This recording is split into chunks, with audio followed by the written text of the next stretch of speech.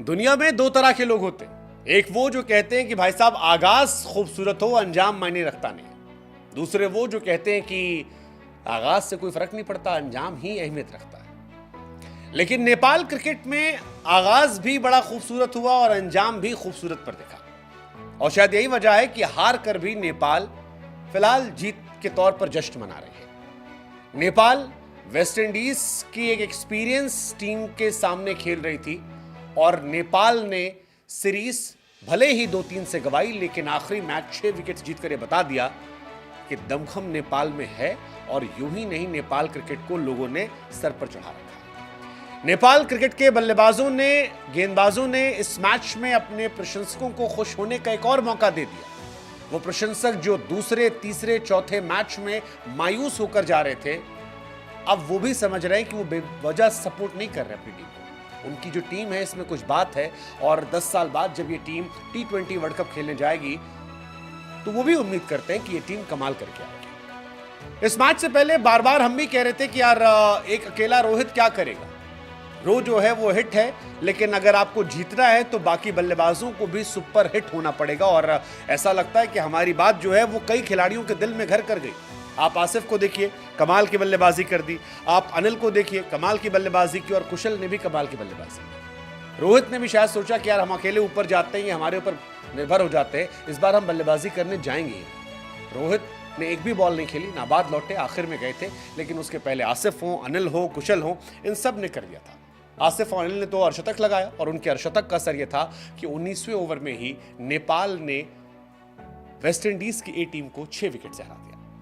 Series जो है वो 2-3 से नहीं, लेकिन बार बार हम कह रहे हैं कि वेस्ट इंडीज की टीम में कई एक्सपीरियंस प्लेयर थे, और ये बात वेस्ट इंडीज भी समझती थी। शायद यही वजह है कि मैथ्यू फोर्ड जैसा जो प्लेयर वेस्ट इंडीज से खेल रहा था, जिसने 190 के स्ट्राइक रेट से नेपाल के गेंदबाजों की पिटाई की थी, वो भी नेपाल की टीम के साथ जश्न मनाने लगा। And that was the beauty of cricket. Cricket सरहदों के उस पार होता है, और यही दिखाई पड़ा नेपाल की इस जीत के साथ, क्योंकि ये जश्न जो था ये अपने आप में खास था। एक विदेशी खिलाड़ी जो सामने वाली टीम से खेल रहा है वो हार कर भी आपके साथ जश्न मनाए, ये साधारण बात नहीं है, और यही क्रिकेट को खास बनाती है। एसोसिएट देशों में फिलहाल नेपाल हमारी फेवरेट टीम है, और इसी वजह से नेपाल और नेपाल की एंथुजियास्टिक ऑडियंस के लिए लगातार हम इसकी कवरेज करते हैं, और ये मैच भी शानदार था। क्राउड इस मैच में भी लाजवाब था। क्राउड को तो नेपाल में आप छोड़ दीजिए, बार बार मैं कहता हूं कि इंडिया नेपाल में 2 चीज़ें बड़ी सिमिलर है, या 3 चीज़ें कह दीजिए। एक, हमारे और नेपाल में क्रिकेट केवल एक खेल नहीं है, वो थोड़ा ज़्यादा इमोशन है। दूसरा, हमारे और नेपाल में दोनों कप्तान का नाम रोहित है। और तीसरा कि भाई फैंस जो हैं वो पागल है दोनों जगह पर। लेकिन इस मैच में एक और इमोशनल मूवमेंट भी था। वो इमोशनल मूवमेंट था संदीप लामिछाने, नेपाल के पूर्व कप्तान संदीप, जो एक मामले में फंसे हुए हैं, वो भी इस मैच को देखने के लिए, और वो जब पहुंचे तो एक बड़ी ऑडियंस थी जो उनके समर्थन में थी। नेपाल में बार बार कह रहे हैं कि कई लोग ऐसे हैं जिन्हें लगता है कि संदीप की पॉपुलैरिटी उनके फंसने की वजह बनी। कितना सच कितना फसाना, ये नेपाल की सुप्रीम कोर्ट पर हम छोड़ देते हैं। जब कभी फैसला आएगा तब उस बारे में आपको रूबरू कराएंगे, और इस बारे में चर्चा करके बात करेंगे। लेकिन फिलहाल बात मैच ही करते हैं। मैच जो था वो बढ़िया मैच था। वेस्ट इंडीज ने 172 रन बनाए थे नेपाल के सामने, और वेस्ट इंडीज शायद सोच रही थी कि सीरीज को 4-1 से अपने नाम कर ले जाएंगे। रोस्टन चेज जो कि एक इंटरनेशनल प्लेयर भी हैं, वो सबसे ज़्यादा वो अच्छे रन बनाते हैं, 33 रन बनाते हैं 23 बॉलों पर। इसके अलावा एलिक जो हैं वो 29 बॉलों पर 42 रन बनाते हैं। मैथ्यू फोर्ड जो जश्न में शामिल हो गए थे नेपालियों के साथ, वो 12 बॉल में 23 रन बनाते हैं। जहां तक बात गेंदबाजी की है, सागर ने अच्छी गेंदबाजी की, 2 over 17 run 3 wicket. Sompal Nepal cricket के रीढ़ है, 4 ओवर में 16 रन देकर 3 विकेट, और अच्छी बात इकोनॉमी कितनी शानदार थी, 4 की। अविनाश महंगे साबित हुए, 1 विकेट निकाला 4 ओवर 49 रन देकर। लेकिन नेपाल जब बल्लेबाजी करने आई तो नेपाल के बल्लेबाजों ने कोई भी रवायत जो है वो नहीं बख्शी वेस्ट इंडीज क्रिकेट को लेकर, और केवल कुशल ऐसे थे जो 9 बॉल पर 13 बनाकर आउट हुए। उसके बाद जबरदस्त बल्लेबाजी, और नंबर 1 नंबर 3 के बल्लेबाजों ने मेक श्योर किया कि ये मैच वो जिता कर आएंगे। आसिफ शेख जो कि विकेट कीपर है, 35 बॉलों पर 51 रन बनाए, 145 का स्ट्राइक रेट था। अनिल का स्ट्राइक रेट थोड़ा बहुत स्लो था, लेकिन मेक श्योर किया कि मैच फिनिश हो जाए, और 45 बॉलों पर 58 रन बनाए, जिसकी वजह से वो मैच जीते। कुशल कि बल्लेबाजी जो थी वो ज़बरदस्त थी। कुशल मल्ला उन्होंने 18 बॉल पे 37 रन बनाए, 205 का स्ट्राइक रेट था और इस वजह से नेपाल जीत गई।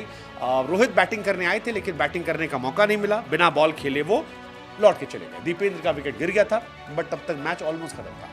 सीरीज की बात करें तो नेपाल ने वेस्टइंडीज को पहले मैच में 4 विकेट से हराया था, फिर वेस्टइंडीज ने नेपाल को 10 रन से हराया था। इसके बाद थर्ड मैच में एक तरफा मुकाबला हुआ था जहां पर नेपाल 76 रनों से हारी थी, उसके बाद नेपाल 28 रनों से हारी थी। ये मैच इज्जत बचाने के लिए था, ये मैच अपने आप को स्थापित करने के लिए था और इस मैच में नेपाल ने करके दिखाया, मैच जीत लिया उन्होंने 6 विकेट से। इसके अलावा रोहित जो हैं वो इस सीरीज में कमाल थे। पहले मैच में 112 रन 54 गेंद पे, सेकेंड मैच में 71 रन 48 गेंद पे, तीसरा मैच खेला नहीं था, चौथे मैच में 47 बॉल 82 रन। इस मैच में बल्लेबाजी करने आए वो तो बिना बॉल खेले लौटना पड़ा। ओवरऑल 265 रन 132 के एवरेज से, जो बताता है कि नेपाल क्रिकेट की कितनी रीढ़ की हड्डी वो है। बाकी खिलाड़ियों को लेकर थोड़े सवाल है क्योंकि गुलशन, दीपेंद्र, लोकेश इन लोगों ने उतने रन नहीं बनाए हैं। बॉलर में कुशल बुर्तल जो हैं वो बेहतर थे, लेकिन नेपाल क्रिकेट अगर यूनाइट होकर खेलेगी, अगर वो समझेंगे कि टीम यानी टुगेदर ईच अचीव मोर, इसको वो समझेंगे तो पांचों उंगलियां मिलकर शायद वो वर्ल्ड कप में कई बड़ी टीमों को चारों खाने चित कर सकते हैं। फिलहाल 2-3 से सीरीज भले गवाई है लेकिन शान से नेपाल ने इज्जत कमाई है और इस मैच जीतने की उन्हें बधाई। हम आशा करते हैं कि आगे आने वाले समय में नेपाल क्रिकेट नित नई ऊंचाइयों को छुएगा और जो नेपाल से फैंस हमारे साथ जुड़े हैं उनसे भी हमारी गुजारिश है कि आप भी हमारे साथ जुड़े रहिए और बाकी जगहों पर भी हमसे जुड़िए, यूट्यूब पर खासतौर पर, ताकि हमारा भी मनोबल जो है वो आपके साथ साथ बढ़ता रहे। जय हिंद, जय भारत, जय नेपाल। Thank you.